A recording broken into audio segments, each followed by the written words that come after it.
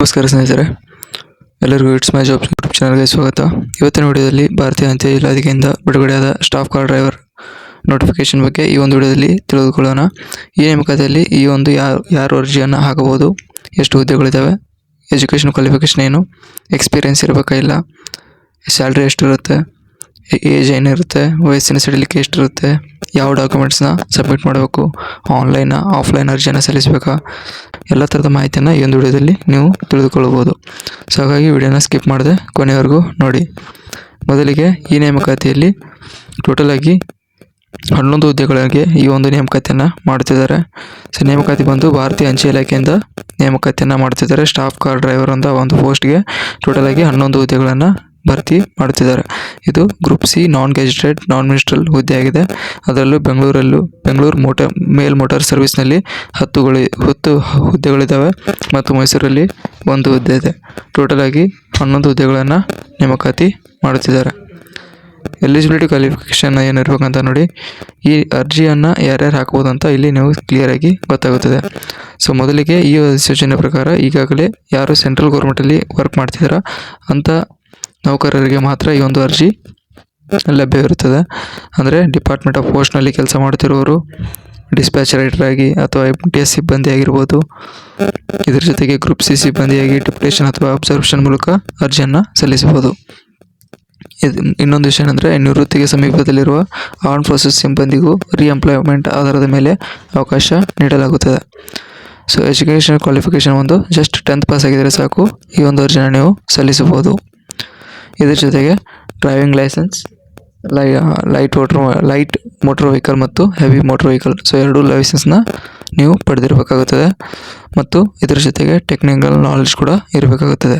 ಏನಾದರೂ ಸಣ್ಣ ಪುಟ್ಟ ಪ್ರಾಬ್ಲಮ್ಸ್ ಬರುತ್ತವಲ್ಲ, ಅದನ್ನು ಹೇಗೆ ಸಾಲ್ವ್ ಮಾಡೋಕ್ಕಂತ ಒಂದು ಕೆಪಬಿಲಿಟಿ, ಟೆಕ್ನಿಕಲ್ ನಾಲೆಡ್ಜ್ ಇದ್ದರೆ ಈ ಒಂದು ಹುದ್ದೆಗೆ ನೀವು ಆಯ್ಕೆ ಆಗ್ತೀರಾ. ಎಕ್ಸ್ಪೀರಿಯೆನ್ಸ್ ಲೈಟ್ ಮೋಟರ್ ವೆಹಿಕಲ್ ಹಾಗೂ ಹೆವಿ ಮೋಟರ್ ವೆಹಿಕಲ್ ಚಾಲನೆಯಲ್ಲಿ ಕನಿಷ್ಠ 3 ವರ್ಷದ ಎಕ್ಸ್ಪೀರಿಯೆನ್ಸ್ ಇರಬೇಕು.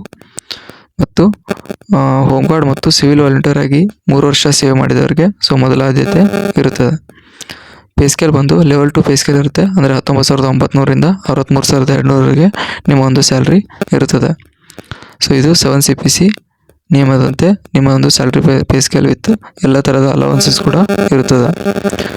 ಏಜ್ ಲಿಮಿಟ್ ಬಂದು ಡೆಪ್ಯುಟೇಷನ್ ಅಥವಾ ಅಬ್ಸರ್ವೇಷನ್ ಆಧಾರದ ಮೇಲೆ ನಡೀತಿರೋದ್ರಿಂದ ಸೊ ಏಜು ಮ್ಯಾಕ್ಸಿಮಮ್ 56 ಇಯರ್ಸ್, ಅಂದರೆ 56 ವರ್ಷ ಮೀರಿರಬಾರ್ದು. ಸೊ ಟೋಟಲ್ ಮಿನಿಮಮ್ ಏಜ್ 18 ವರ್ಷ. ಸೊ ಪೀರಿಯಡ್ ಆಫ್ ಡೆಪ್ಯುಟೇಷನ್, ಈ ಹುದ್ದೆಗೆ ಆಯ್ಕೆಯಾದ ನಂತರ ಡೆಪ್ಯುಟೇಷನ್ ಅವಧಿಯ ಸಾಮಾನ್ಯವಾಗಿ 3 ವರ್ಷಗಳು ಮೀರಿರಬಾರ್ದು. ಈ ಹಿಂದೆ ಬೇರೆ ಯಾವುದಾದ್ರೂ ಇಲಾಖೆಯಲ್ಲಿ ಡೆಪ್ಯುಟೇಷನ್ ಮಾಡಿದ ಅವಧಿಯನ್ನು ಸೇರಿಸಿ ಒಟ್ಟು 3 ವರ್ಷಕ್ಕಿಂತ ಹೆಚ್ಚು ಅವಧಿಯನ್ನು ಮೀರಿರಬಾರ್ದು. ರಿಸರ್ವೇಷನ್ ಬಂದು SC/STಗೆ ಇಲ್ಲಿ ಯಾವುದೇ ಥರ ಒಂದು ಮೀಸಲಾತಿ ಇರುವುದಿಲ್ಲ. ಈ ಹುದ್ದೆಗಳಿಗೆ ಡೆಪ್ಯುಟೇಷನ್ ಅಥವಾ ಅಬ್ಸರ್ವೇಷನ್ ಮೂಲಕ ಈ ಒಂದು ಅರ್ಜಿಯನ್ನು ಕಾಲ್ ಫಾರ್ ಮಾಡಿದ್ದಾರೆ. ಪ್ರೊಬೇಷನ್ ಪೀರಿಯಡ್ ಬಂದು 2 ವರ್ಷದ ಪ್ರೊಬೇಷನ್ ಪೀರಿಯಡ್ ಅವಧಿ ಇರುತ್ತದೆ.